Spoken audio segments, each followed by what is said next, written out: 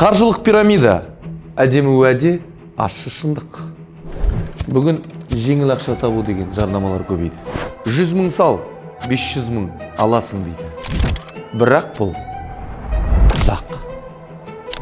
Бастапқыда бәрі жақсы сияқты көрінеді. Ақша келеді, пайда өседі. Сен өзіңді инвестор сезінесің. Бірақ шындық басқаша. Сенен және баршадан жиналған қаражат криптовалютаға айналып шетел асып кетеді.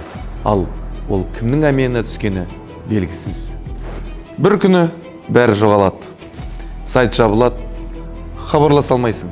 Ал сен өзіңнің ақшаңнан, уақытыңнан, сенімнен айырыласың. Нағыз қаржы ұйымының лицензиясы болады. Оның қызметі ашық, заңды және тексерілген. Жеңіл ақша жоқ.